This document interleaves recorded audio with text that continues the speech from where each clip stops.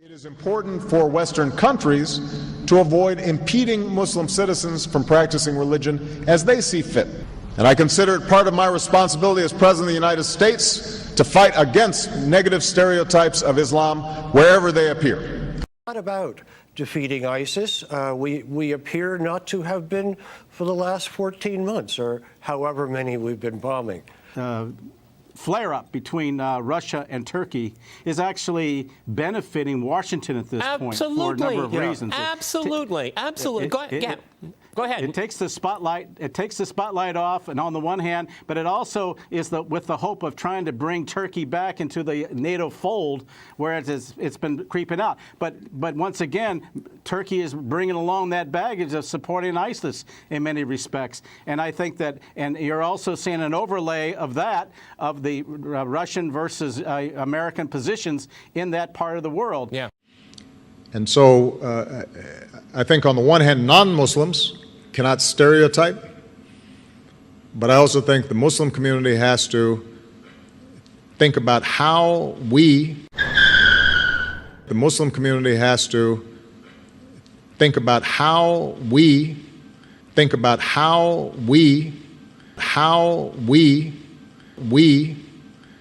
sure that children are not being infected with this twisted notion that somehow they can kill innocent people, and that is justified by religion. And so ISIS is sort of a sideline. Now you know why Obama says that he has no plan, no goal, and no stated aim for dealing with ISIS. Yeah. Okay, Kapil, because it looks to me as, again, you know, we're told ad nauseum how awful ISIS is. It's a scourge of our century and all this. But the Americans, they want to start another Cold War with Russia all over this. I mean, talk about being blindsided by history here. I mean, this is really an incredible thing. Go ahead, Kapil in London. Go ahead, jump in. There are two very strange fixations here. Three. One, it began with trying to humiliate Iran, because Assad was Iran's client. Second, it then became an odd fixation with Assad himself. Third, it's about the fact that Assad is now Russia-backed dictator, so he must be deposed at any cost because Russia must be humiliated. Of course. These three odd fixations. Syria is crumbling under the burden of these three odd obsessions of Americans and the wider West. You had a conference very recently in Saudi Arabia, of all places, of the opposition groups, in which these fronts for Al-Qaeda, Jaish al-Islam, which is a notorious front for Al-Qaeda fighters, was invited to take part in to create a negotiating team to go and negotiate with the government of Syria in Vienna. Moving on now to other news, the chairman of Russia's State Duma International Affairs says an Islamic anti-terror coalition is unlikely to function without Iran and Iraq. Konstantin Kosachev, comments come as Saudi Arabia has said that 34 mainly Muslim nations from Asia, Africa, and the Middle East have joined a new military alliance to fight terrorism. He added that without Iran and Iraq, the coalition would be inefficient and unable to act. Kosachev said that Russia is cooperating with the coalition, adding that their actions would be more effective than the U.S.-led coalition. The 34-member group has been formed to unite Islamic countries against extremism and in the fight against Daesh terrorists. 10 more countries are planning to join the coalition after going through the regular procedures. Well, tell me your perspective on this new coalition and the possible effectiveness of it. Well, it's a little bit of a theater of the absurd. We have Saudi Arabia, in effect, supporting ISIS and these terrorist organizations. And now what Saudi Arabia has done is to initiate a 34-country coalition to fight terrorism. In other words, the state sponsors of terrorism are now indulging in counterterrorism. It's a little bit like asking Al Capone to assist in going after organized crime. These are the state sponsors of terrorism. Now, Russia is playing the diplomatic game by saying that they will support the coalition, but everybody knows that Saudi Arabia and Turkey are behind the terrorists, and we also know that the United States is behind Turkey and Saudi Arabia. In effect, the United States is the main architect of this terrorist undertaking of sponsoring terrorist organizations to destabilize sovereign countries, and the main allies in that project, going back even to the early 1980s, are Saudi Arabia, Pakistan, and Turkey. What is it going to take to stop these terrorist acts? Because exactly as you pointed out, you talked about Turkey, and of course we have so many other entities like Saudi Arabia and the United States and others that, exactly as you said, they claim that they're fighting against terrorism, but they are supporting the terrorists. So what is it going to take to actually bring this type of terrorism to an end? How do we break through this facade? Well, I would say we need regime change in the West. That's what we need. We need to get rid of Obama. We need to get rid of the governments in the European Union which are going after, which are supporting the US agenda, which are bombing Syria, a sovereign country. They're not bombing ISIS, they're bombing the infrastructure. We saw immediately after the dramatic and Paris attacks November 13th, on the 15th, the French Air Force bombed Raqqa in northern Syria. What did they target? Health clinics, the stadium, and a museum. Mr. Michel Chasabowski, Center for Research of Globalization out of Montreal. Appreciate you being with us.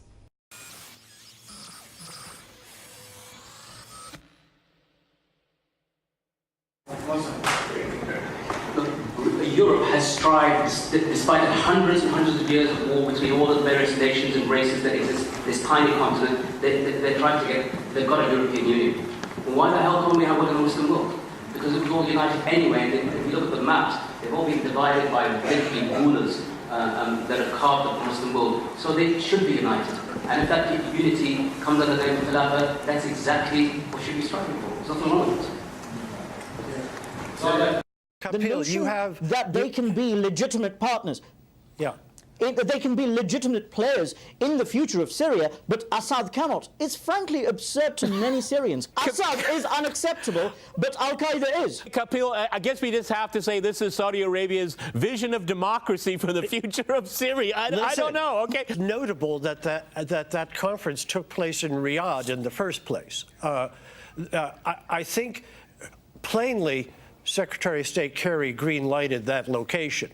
Why? In order to legitimize Saudi Arabia's place in the coalition. Okay. You have 33 delegates to be appointed to this negotiating, this high commission, as they're calling it. 11 are going to be from armed extremists.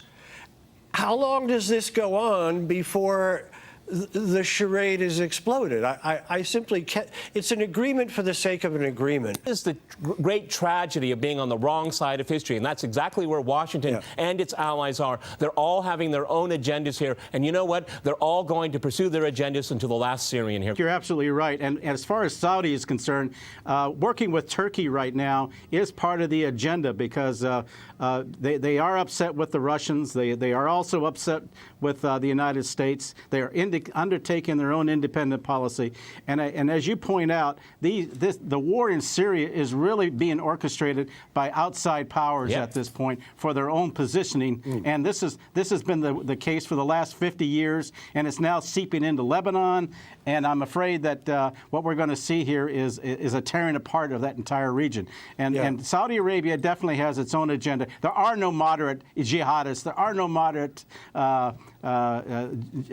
forces that just because the Saudis claim that they're Sunnis and they're trying to work together. The United States has looked upon trying to unite the Sunnis for quite some time, even going so far as to unite them. Many of those, or most of them, are all members of jihadi groups, and that was brought out by the Defense Intelligence Agency report in 2012.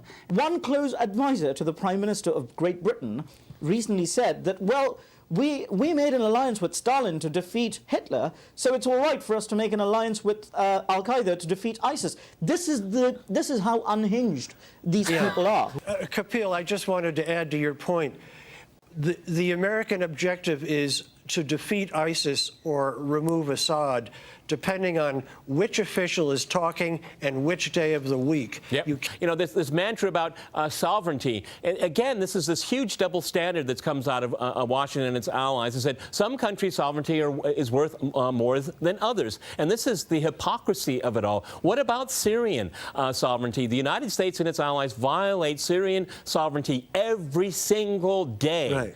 And it's never mentioned here. These are war crimes, absolute war crimes being committed against civilians here. Turkey is a real wild card in all this here. I know in Washington they're very, very happy that the Turks are looking the most dangerous loose cannon on the planet right now. Exactly here. And considering NATO's charter and all that, I know there's a lot of talk behind closed doors about those damn Turks, you know, causing trouble for the alliance, because this is what the nightmare scenario that I'm really worried about here. Is it that, you know, there's these hotheads in Washington, these hotheads in Ankara here, that could start a chain of events that will be very, very difficult to control. As I said a minute or so ago, you know, Syria, Iran, Hezbollah, Russia, these are serious characters, serious players in this, okay? They're not going to back down. They're very smart, and they know what they're doing here. I don't think anybody else on the other side knows what they're doing. Coming to Turkey, I mean, this man is, you know, NATO is now obliged to defend a reckless fantasist, Erdogan, who shot down a Russian airline, then announced to cheering, jeering supporters that he'd shot down Russia, that he'd humbled Russia. I mean, if this were to, you know, it's wisdom prevailed and it did not escalate. But what if it were to? The skies of Syria are congested with the aircraft of multiple powers, some of which are hostile to each other. This war could spiral into something tremendously uncontainable. I mean, this war should have been wound down a long time ago. The one other element we're not bringing into this equation is the U.S. relationship with Saudi Arabia, allowing the Saudis to work with the Turks in order to bolster the Sunnis, and including ISIS, in that region. The United States has a major play in this area because of multi-billion dollars in arms sales to Saudi Arabia, as well as to the other Gulf states. Are any of that kind of hardware, military hardware, being used against ISIS in Syria? Not that I'm aware of. No. Do you know what we're doing there to strip all this down? In fact, tow missiles and what have you are being used against our forces and against the forces against the Syrians. And it's unfortunate that they're showing it. In fact, I think a tow missile was aimed at one of your correspondents the other day. I was just going to say RT was a target of one of those missiles. Thank God the correspondent and his colleague made it through. It's a remarkable film, video. I suggest everyone go to YouTube and take a look at it. A real hero there, an RT correspondent there, giving us the complete story on the ground here. Are we not riding a wave of Sunni chauvinism as far as we can? And that's a really, again, it's among my bitter new truths, right? That's what we're doing. Syria is just one element of all this. You've got that other element that plays into it. And Iran and the Shia Crescent is absolutely going to be critical for that fight. All the while, NATO says its most important adversary is Russia. Go figure. Let me speak as clearly and as plainly as I can. America is not and never will be at war with Islam. The truth always uncovers the lies of religion and exposes the false teachings of the world, and those who have built their foundation on those same false religious teachings are the ones who became violent and hostile then and do so today, even to the point of murder. Firstly, as with most everything else that has been hidden within the ancient texts, that is prophesied to be uncovered and revealed only in these end times. Remember when I stated that everything in our world was turned upside down long, long ago, as it states in Isaiah 29:15 and 16, and the standards had been changed to fool people, who, when adhering to those standards, became fools themselves? This is the case with Islam, whose adherents have been tricked, but it is no different within Christianity. Firstly, whether you're a Catholic or a Protestant of any denomination, you are in the same batch of religious brew. It's always funny when I hear people try to distinguish themselves as either Christian or Catholic, but the fact is, they're all the same.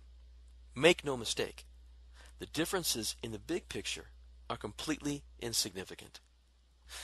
From the very first chapter in Genesis, we're told that the Creator is called God. This is a common word used for the Creator within all religions around the world, and even by those who are not affiliated with any religion. But is it accurate? The answer is no. It is absolutely not accurate. The word used for God in Genesis chapter 1, where we first find this word, God, is Elohim, which means a lot of things such as judges, rulers, or gods, plural, with a lowercase g, but never, under any circumstances, does it translate as the Supreme Being, or what we would think of as God, with a capital G. And anyone who tells you it does is lying to you, whether unwittingly or wittingly. Anyone can determine this fact by simply using a good concordance or lexicon. Elohim does not mean what we are told it does. And interestingly, the word Elohim comes directly from the Arabic root al, A-L. And by now, it will probably come as no surprise to you to learn that the word for God used by the Muslims, which is Allah, is also derived from the exact same Arabic root, A-L, or al. What this tells us is, even though both religions use the term God to refer to their respective gods of Elohim and Allah, make no mistake, those two seemingly different gods are actually one and the same. So forget what you've been told. No matter what side you're on, and no matter how adamantly opposed you are to this fact, it is true. And you have been lied to.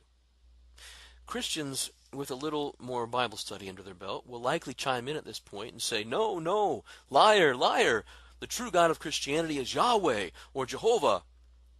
But once again, that is yet another lie of the unlearned, of whom there are so many in today's world. The belief that the God who comes on the scene in chapter 2 of Genesis, referred to as the Lord God, or Jehovah, or Yahweh, depending on which corrupted translation of the Bible you're using, is the true God of Christianity, comes from the false yet prominent belief that the letters YHWH, or Yod He Vav He, which are the Hebrew letters used in that chapter, actually form a name. This is simply not true. And when I say it is simply not true, I don't mean that it might be true or could be true in theory, or it's a matter of opinion or a matter of interpretation. That's how corrupt minds have been conditioned to think here in Mystery Babylon. When I tell you that the letters YHWH have never formed, nor will they ever form, a name such as Jehovah or Yahweh, I mean exactly that. The letters YHWH are known as the Tetragrammaton, which is the Greek word that simply means 4 letters, because that is what they are. You see, Hebrew is known as an abjad language, and in an abjad language, in order to know which vowels to write between the consonants, there must be vowel markings, known as nichud in Hebrew. In the oldest versions of the biblical text that we have, there are none of these vowel markings, or nichud. The names Jehovah and Yahweh are intentional fabrications, deceitfully manufactured by the Jewish or Masoretic scribes while they were enslaved in Babylon more than 2,600 years ago, to once again trick people into believing that the name of the God of the Bible was Jehovah, or Yahweh, or what is sometimes translated the Lord God. But that is a lie. They did this because in the real books that they adhere to, called the Babylonian or Jewish Talmud, it says, and I quote, "It is always the duty of a Jew to fool a Christian," unquote. But this should come as no surprise when we understand that Jeremiah 8:8 clearly told us already that, quote, "the pen of the scribes is fraudulent," unquote. Wherever they find themselves in any country, they become the lifeblood of that country. They're an extraordinary energy. The Torah tells us that if the Jews don't do their charge, so they will be sent out of the land, and while they're away, the land will become desolate. Well, the land in the late 1800s was barren, full of rocks. We couldn't produce anything here. Mark Twain came here in 1850. He talks about all these places that he tried to pay respects to. He was saddened by the fact that it was a desolation. Nothing grew here. The land would lay desolate, and your foes who dwell upon it will be desolate. Land is land. Either it will be fertile or desolate. Either it will bear fruit or not. But the land of Israel plays by an entirely different set of rules. Then we're told that when the Jews return to the land of Israel, the land will start to flourish again. It'll blossom. Just as the people have been revived, the land has been revived. The land of Israel responds to the people of Israel. The land didn't change, it returned to itself. The gathering of the exiles, it's the most prophesied event in the Bible. It's mentioned over 40 times. Unprecedented in history. Never before has a nation been scattered across the world and then gathered to its ancient homeland. And yet every single prophet mentions this miraculous feat that will happen. Behold, I will bring them from the land of the north and gather them from the ends of the earth. Among them will be the blind and the lame, the pregnant and the birthing together. A great congregation will return here.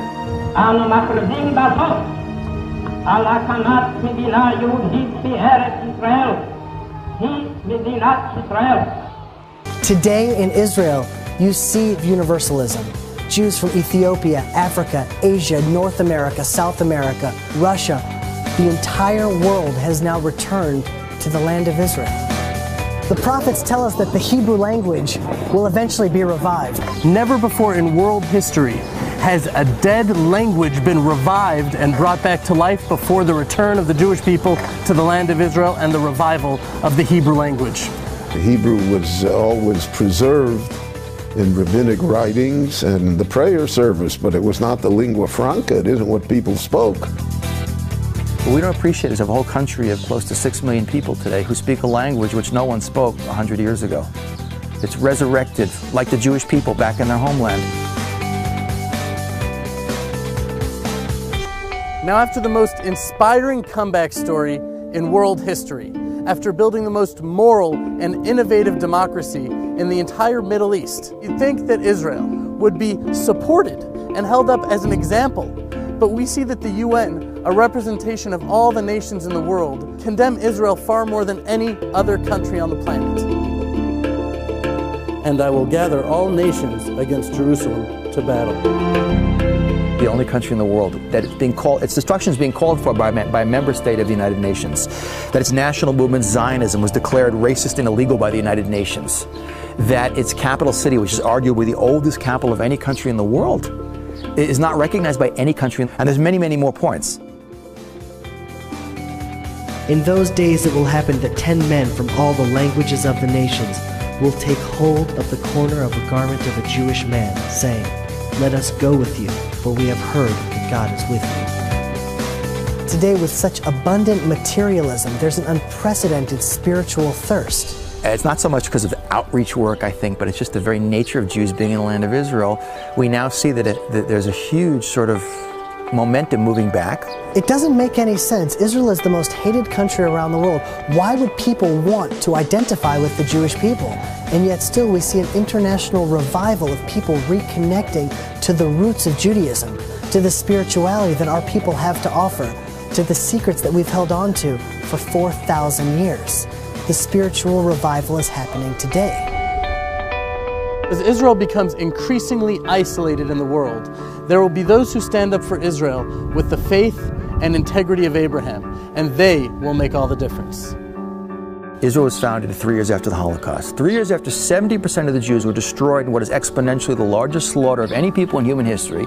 The remnant trickled back against the will of the British, with no support from the world, into a desert piece of real estate with no natural resources, no infrastructure, surrounded by millions of hostile Arabs in a constant state of warfare, terrorism, economic blockade. Hello and welcome to Crosstalk, where all things are considered. I'm Peter Lavelle. We are warned that Christianity will disappear from Iraq and Syria, places where Christians have lived since the religion began, within 1 or 2 generations. Why is the West largely indifferent to the fate of Christians in the Middle East? The forced toppling of secular regimes in the region have been a catastrophe for the followers of Christ. To Crosstalk, Christians in the Middle East, I'm joined by my guest, Ibn Thranholm in Copenhagen. She's an acclaimed Danish journalist who examines political events through the prism of religion. In London, we have Reverend Nadim Nasser. He is the director of the Awareness Foundation. And here in Moscow, we cross to Jeffrey Taylor. He is a contributing editor at The Atlantic and author of 7 books, most recently, Topless Jihadis. All right, Crosstalk rules in effect. That means you can jump in anytime you want, and I very much encourage it.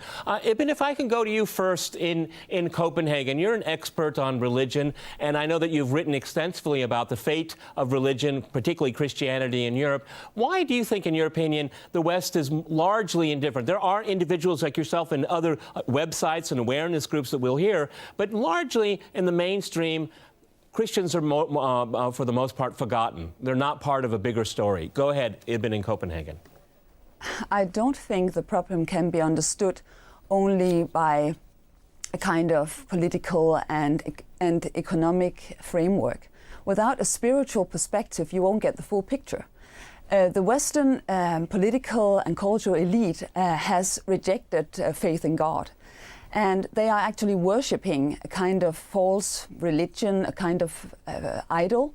And they have created a sort of new religion, which is liberal democracy. And the essence of liberal democracy is to reject the faith in God. Not God in the broad sense, but faith in the Christian God, I mean the biblical God. So the goal is for the liberal democracy actually to destroy, to deconstruct, and to desecrate the Christian faith. And now we're talking about persecution of Christians in the Middle East, but it's also going on right here in Europe and also in the United States. We are no longer a Christian nation.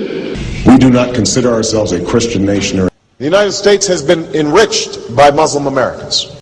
And here, I mean, Christian symbols are taken out of the public places, and when Christians talk openly about the faith, they get mocked, they get ridiculed, they get labeled as kind of unintelligent. They are marginalized culturally and isolated socially. Well, okay, Ibn, I mean, that's the case in Europe, but I mean, if I want to stick with the Middle East here, if I had to go to Reverend Nadim here, I mean, whole communities, ancient communities, let me go to London here, ancient communities are being destroyed. When we had secular regimes, even if they were brutal dictators, these religious minorities remained intact, and they have been for time immemorial, and that's all coming to an end very quickly. I mean, I pointed out, there are a number of experts that believe that within 2 generations, Christianity could be completely gone from the Middle East, where it was born. Since our founding, American Muslims have enriched the United States. Islam has always been a part of America's story. There is a mosque in every state in our union, and over 1,200 mosques within our borders. You know, one of the points I want to make is that if you actually took the number of Muslims, Americans, we'd be one of the largest Muslim countries in the world. Let there be no doubt, Islam is a part of America. Go ahead, Reverend. I think, yes, we are on the way to vanish from the Middle East. And there is a total indifference in the West about what is happening to Christianity in the Middle East, because the interest is not about religion. Yes, the spiritual side is there and important, but also what is happening in the West is the political side and the economic side. Here, they follow their interests. The ignorance is phenomenal about Christianity in the Middle East. Peter, they still ask me after 18 years of being in this country, in the UK, in London, Father, when did you become Christian? Because they think I was a Muslim and I became Christian. And when I say, well, I've been always a Christian, they say, oh, well, your parents became Christian. That far they can go, but nothing further. So we were invisible before the conflict in Iraq and Syria. The people here are unaware that we exist. They think Christ was born under Big Ben. Yeah, or under the Reverend, Eiffel Tower. if I could just point out here, I mean, being invisible wasn't such a bad thing. I mean, because nobody bothered you, okay? Now you're very, very yes, visible. Very visible right now. Okay, Jeffrey, if I can go to you. I mean, it's really interesting, irrespective if you're religious or not, it is interesting historically that, you know, Christianity did come from the Middle East, did come from this region here, and it became the religion of the West. It's the West now is intensely secular. But why isn't there any kind of even historical sympathy to the roots of Western civilization in protecting Christians? I mean, you could look at it from that point of view. And on top of it, in the West, in Europe, and particularly in the United States right now, people are very touchy about how you talk about Islam, but nobody talks about Christianity. Assalamu alaikum. Many other Americans have Muslims in their families or have lived in a Muslim majority country. I know because I am one of them. But my father came from a Kenyan family that includes generations of Muslims. As a boy, I spent several years in Indonesia and heard the call of the azan at the break of dawn. I have known Islam on 3 continents before coming to the region where it was first revealed. That experience guides my conviction. Go ahead, Jeff. Well, I actually do see commentary about Christianity and the loss of the reduction of number of Christians in the Middle East, and in commentary on the right in the United States. And I follow the media intensely in Italy and France, and both of there are segments of the media there that do talk about the fate of the Christians, who are like most of the populations of the countries where secular regimes have been overthrown, are suffering.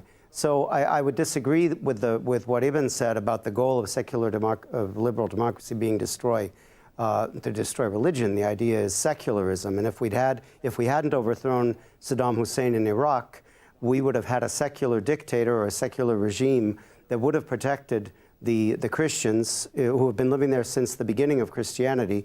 And the same would be true if Assad were to suddenly leave in Syria, where there are 1.5 million Christians who would be immediately forced to flee or possibly be massacred. Okay, Ibn, but I think go ahead, Reverend, jump in. It's That's the point of the program. Go ahead, jump in. Go ahead. Well, secularism is not only secularism. I would say atheistic secularism, which is the problem. I am a secular priest. I believe in the separation between the state and religion. But what is the problem in the West is that secularism is an anti-religion secularism. And this is what is posing the biggest threat to Christianity, even in the West. Okay, Ibn, weigh in on that because of this belief in secularism here and in replacing it with replacing Christianity here. Christians now are of a lesser God per se, because you wouldn't say that about Islam, because then you'd be called a racist or a bigot or something like that. But if you do attack Christianity, Islamophobe. Yeah, or Islamophobe. But if you attack Christianity, you're just that's okay. Or but I just think it's very important to keep in mind that that democracy has replaced Christianity, and democracy is sacred, and has created a sort of new religion. And the driving force of this has an anti-Christian agenda, and you see it all over the world. It's very irrational that the West do not want to help Christians in the Middle East, and they just turn the blind eye to it. That there is a spiritual perspective here, not only a political and economical, because it doesn't make sense. It doesn't make sense. The West is very occupied with human rights and people who are harassed and tortured and persecuted everywhere else, but not the Christians. In the West, there is this hatred, this rage against God, the biblical God, not the other gods, but the biblical God. And to me, liberal democracy is all about tearing down Christian morals and Christian faith, and you see it all over the world. On June 28, 2006, Senator Barack Obama gave a speech to the Call to Renewal Conference, where he explained why he finds it so difficult for America to use the Bible to help guide our public policy. Which passages of Scripture should guide our public policy? Should we go with Leviticus, which suggests slavery is okay? Or we could go with Deuteronomy, which suggests stoning your child if he strays from the faith? Or should we just stick to the Sermon on the Mount, a passage that is so radical that it's doubtful that our own Defense Department would survive its application. Folks haven't been reading their Bible. Senator Obama, after you so arrogantly mocked and ridiculed the books of Leviticus, Deuteronomy, and the Sermon on the Mount, taking those passages of the Bible so painfully out of context, you then condescendingly stated that, quote, folks haven't been reading their Bible, unquote, as if the American people don't know what's in there. The real question is, do you know what's in there, Senator? For instance, did you not know that most Christians and historians agree that the Sermon on the Mount contains the most spiritually inspiring words ever uttered by Jesus Christ or any other religious leader? And as far as your sarcastic remark regarding the Defense Department not being able to survive the Sermon on the Mount's application, I can assure you, Senator, that Christ would never advocate turning the other cheek to terrorists and America's enemies, as your smug laughter so clearly implied. And did you not know, Senator Obama, that the book of Deuteronomy, which you also arrogantly mock and ridicule, is what gave us the Ten Commandments?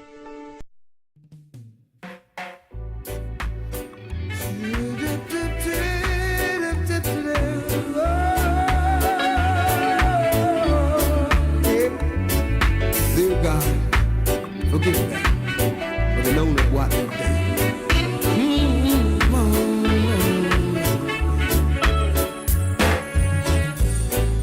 Don't go and talk about my Father, 'cause God is my friend. He made this world for us to live in,